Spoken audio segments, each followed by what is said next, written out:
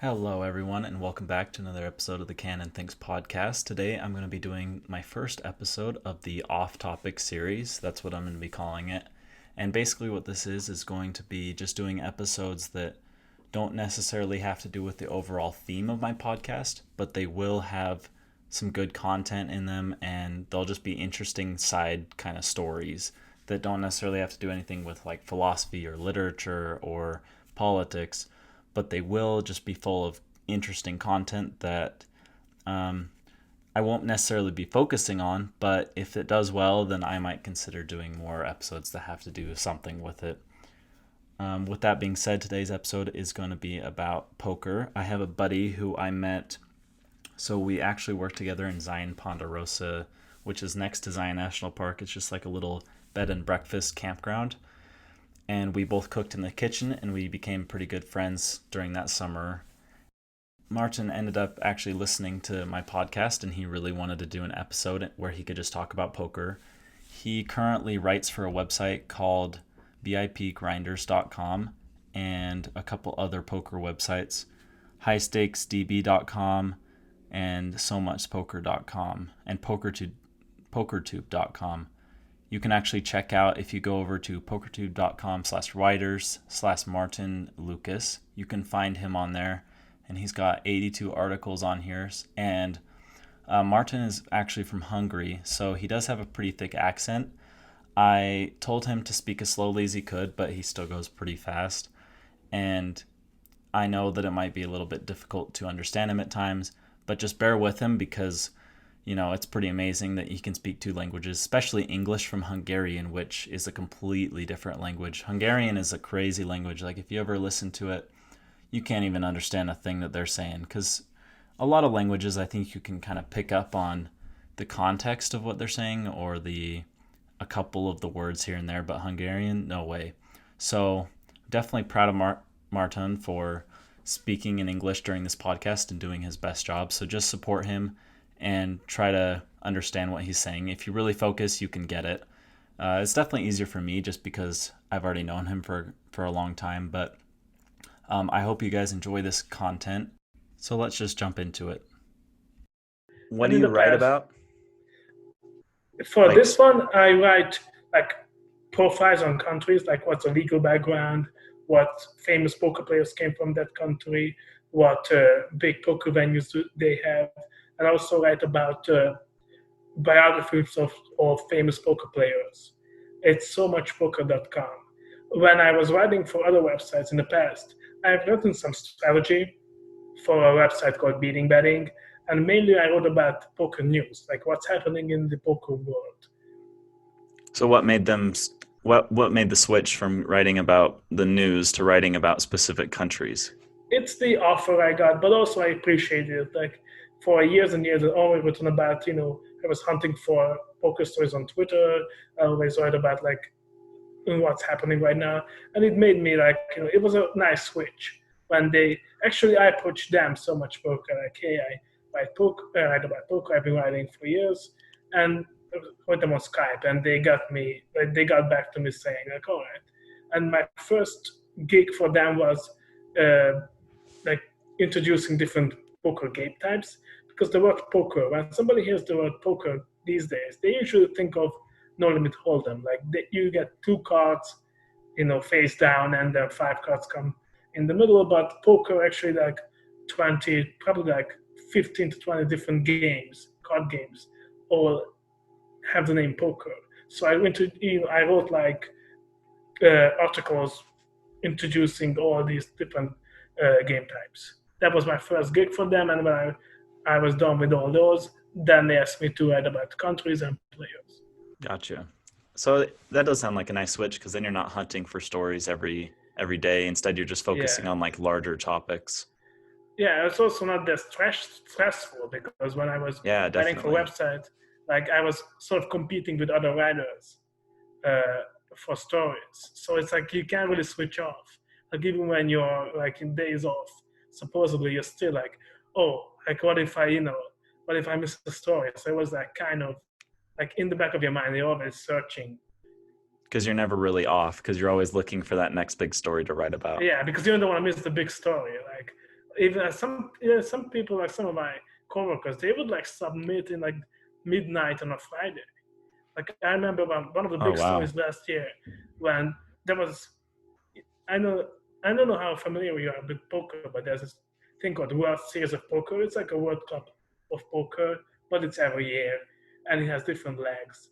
And at the end of that, there's a Player of the Year, and the way they give the award is they like award points for cashing in tournaments. Like if they finish high in a tournament, they get points. And Daniel Negreanu won that award, but then it turned out that they miscalculated it, so they had to like take back the award and give it to someone else. And that one of my colleagues like broke that story in a Friday midnight. I've been kind of like on the World Series of Poker Wikipedia page for a while, just kind of looking around. It's kind of interesting. Like I had this idea we talked about, like as a layman to poker, like what are the words or what are the ideas that come to your mind when you hear the word poker? Like it's basically a free word association. When I hear the word poker, the first thing I think of is Dan Bilzerian, just because Because he's there's like the currently biggest million. person, I Yeah, guess, with yeah. it. I kind of just think of like casinos, but I don't really know. Like, if you said, okay, let's play hand of poker right now, I have no idea what I'm doing. Why is poker so big, and how do people like Dan Bilzerian make hundreds of millions of dollars off doing poker? In the world of gambling, poker is not that big. Like usually, if you look at the breakdown, like how much money does a casino make, poker rooms is always the last. However, in terms of card games, there, for example, there was a poker tournament last summer where 28,000 people registered. It's huge. That's like a stadium full of people Yeah. playing a card game. That's crazy. So in terms of gambling, it's not the biggest thing actually. It's definitely not the biggest money making thing for casinos. But in terms of card games, it's definitely the biggest. And I think it's probably the history also. It's normally told them is the game type where skill level actually counts the most. Like all of the other card games, it's basically luck based completely.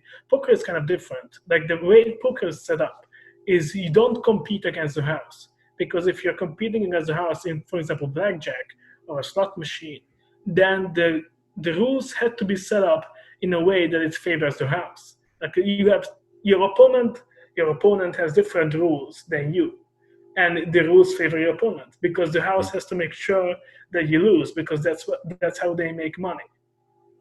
But in poker, it's different. Poker, you play for the other player's money, and the house just takes the commission called the rake. So, for example, if you're playing cash games, where you just buy chips and every chip has an equal dollar value, then the house takes like something of 7, 8, 9, 10% of each pot. Like every time money goes in the middle, they take that percentage, varies from casino to casino, and then the winner gets the pot.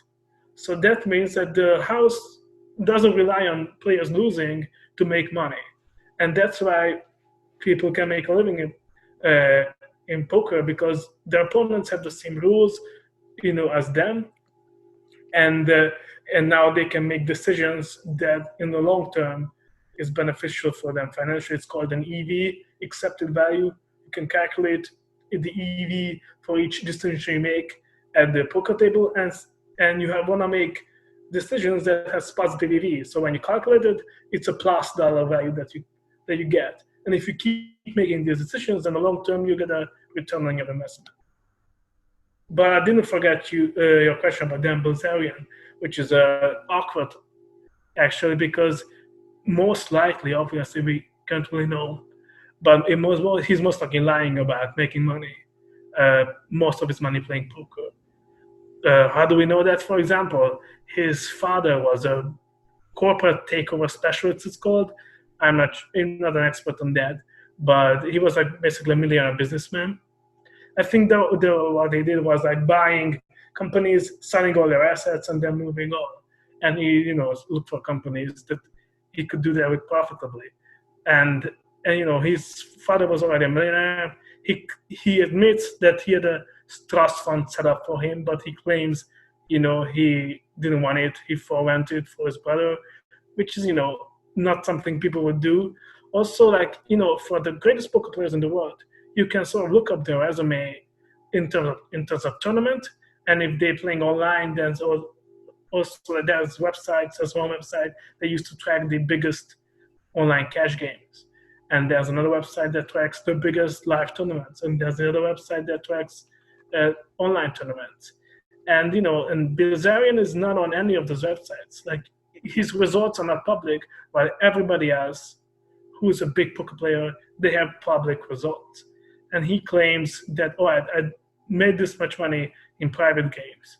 But the question is, like, to get into those private games, he only would have to have like a giant bankroll, like money that he's willing to that's set aside for poker alone, and it's like an investment. Like, poker is always a long-term investment. So he claims he plays like 10,000, 20,000 games, meaning like the big blind is 20,000. So he needs 2 million to sit down. So, and if you want to play those games for a living, you have to have like hundreds of millions of dollars set aside just for poker. How did you get that money? He never really talks about that. His official story is like, yeah, I played at the Bellagio, which is a casino in Vegas, a famous casino. But if he were, if he built his fortune playing cash games, as he claimed it, then he would have some results that are publicly recorded. Yeah, because I just looked up, it says, so I looked up how much money did Dan Bilzerian win in poker, and it says that he posted an unconfirmed claim, so nobody knows officially, that he won $11 million in a single night of playing poker, and then in 2014 he had won $50 million throughout the year. Quote, he doesn't play against professionals anymore, and the most he's ever lost in a single game is $3.6 million. By the way, those numbers in terms of poker, those are outstanding. Like the biggest. Like, last year there was a guy named Justin Bonomo who won 25 point something million. It was a world record, and it was like the biggest poker star. And all the poker news, websites reported on his results, and was very public. So 50 million a year, that would be like unprecedented. In what we know, because we do know that there's these called private games where businessmen and super rich people just play for fun, and those records are you probably got some billionaires who are playing against each other and putting $10,000 in the pot. Or more than 10,000. I mean, 10 million. Yeah, but if he claims that, I made my money in those games, you already need a lot of money, like hundreds of millions, to get in those games and be properly bankrolled and play for a long term and play for profit. And what he says, like, I made my money to get in those games at the Bellagio, at a cruise ship. And if it was true, most likely, we would have some results, some tournament results, some online cash. So we don't really have confirmed sources on that. Correct? Yeah, confirmed. Okay. Yeah, you're the only person I know who knows this much about poker. So, in an expert point of view, if I can claim to be expertship, it's very suspicious of this claiming. Like, it's like, if it's a mathematician would, look at a claim about mathematics and would be like, this doesn't sound right. Like, like, knowing what I know about poker, it doesn't sound right what he's saying. Yeah, because he has a net worth of like $200 million. There's no way that all that comes from poker. Yeah, if first of all, nobody in the history of poker made 200 million. That's one thing. Other thing is, like, if he made his money in these private games, then we would have tournament results, to I said, cash game results, online cash game results. Like, we could like trace back, him building his fortune and then moving to private games. Gotcha. But there's definitely like some money there that just came out of nowhere. His father was a very rich man. His name is it's Paul Bilzerian. You can look him up now. You can look him up if you want him to. He was a takeover specialist in the 80s. Right. Paul Bilzerian. But that doesn't really take away from his like social media game, which is exceptional. Like, definitely. Like, I don't think he's a dumb person. I don't think he's like a dumb rich kid. He went to Yeah, Navy no, he's SEAL. definitely He a smart trained in, guy. yeah. Also, he was in the Navy SEAL. So he's a once again, I actually like the guy. I just know that he's probably not he's, let's say, fibbing about his poker What career. happened in poker in the last 20 years that we've never seen before? Because poker in like before 2000 was not like the amount of money that you can make was not nearly as close as what you can make now. So the big thing what happened was in 2003. It's called the Moneymaker Boom. There was this accountant from Tennessee called Chris Moneymaker. He was an amateur and he won the biggest poker tournament in the world, the World Series of Poker main event, for 2.5 million. And people in America like really fell for his story. Like this kind of fat, like very simple dude, you know, becoming a poker champion. And then everybody wanted to, replicate his story.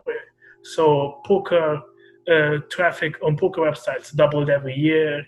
Like the people who bought in for the next main event, it went from 600 to like 2,000 to like 5,000 to like 8,000 people who bought in for this main event that he won. And and that's why the 2003 Moneymaker Boom was where poker started to flourish, and you could really uh, deposit like $500 on a poker account and become like not a millionaire, but you could make like 100,000 by the end of the year, which you can't really do now because in 2011 some other thing called Black Friday happened, and that's when DOJ came and basically decided that we have this. They passed in 2006 legislation called the Unlawful Gambling Enforcement Act, and it took them 5 years to actually act on it, and they shut down a bunch of poker sites, and online poker basically became illegal across America, and then like it took like a couple of years when Nevada and Delaware and New Jersey legalized it officially, and then now Pennsylvania is the fourth state. So it was between 2003 and 2011 when the golden age of poker was happening, where you could actually there was so many players to play against, and the general knowledge of poker wasn't that involved then. So there was a lot of very bad players. So like basic strategy, you could make good money. Nowadays, first of all, in America, you can only play in 4 states. It used to be that you could only play against players from your own state. Now it's called now they shared liquidity. I think that's the technical term for it. Now you can play against players from other states who legalize poker. So that's a good thing. But overall, it's nothing like in 2004, 2005, where all across America people were playing, and the general skill level of the player pool was very low. And also, like poker strategy evolved a lot, mainly because of the softwares. So now we know a lot of like actual, like mathematical breakdowns of poker strategy, and also it's very easily accessible, like basic strategy. So now it's the average player is a lot better now than they were in 2008 or 9 or 10. So it's a lot harder to make a very good money playing online poker, especially cash games, because cash games a bit like it's simpler strategy than tournament. So it's easier to solve for computers, and it's easier to memorize those solutions by computers.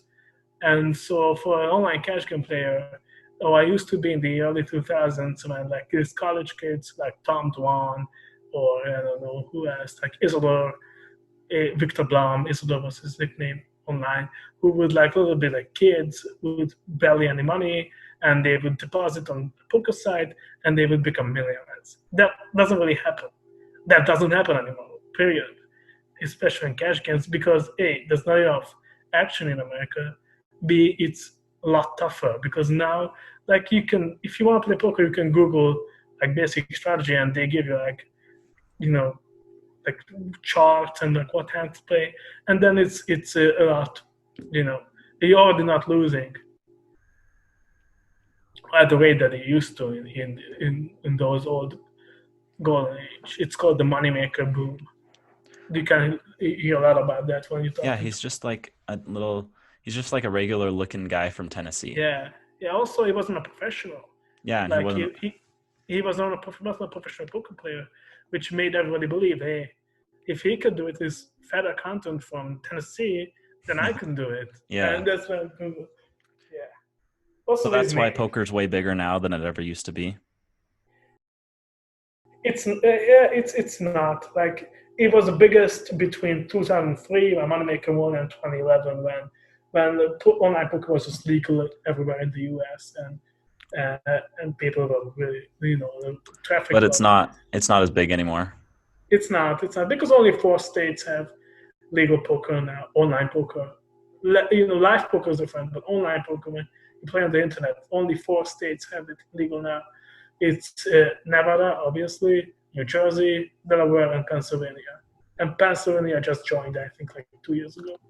Yeah, because I just looked at. I found his Twitter. He has 57,000 followers, and like his average post gets like 20 likes. So, Yeah, I mean, obviously he hasn't like kept it up as much as. I mean, he's probably not as big as some of the other people yeah. anymore. If you wanna be looking at the biggest online poker figures, like biggest figures of poker who have like social media, that's Daniel Negreanu. He has like a 500,000 Twitter followers, and Daniel he's Negreanu. yeah, Oh, I found him. NEG. Okay. All right. He one of those guys. He Oh was yeah, he's very got strong half a joker. million followers Yeah. on Twitter. Yeah. Also, his posts have a lot of because he's a very opinionated guy. He also was around when the Golden Age was there, and also Mm. he was playing on TV a lot. Like they used to have these TV shows on NBC. It was called Poker After Dark, and the Game Show Network had High Stakes Poker, which was these were highly rated TV shows. And Negreanu used to play there a lot, so he was and that's how he's famous. Where do And you see all, the future of poker going? well, not as bright, and most like big poker players like Dark Poker agree with me. Like cash games, online cash games, which was like the introduction for many, they are hard to beat. Also, we have a bot account problem.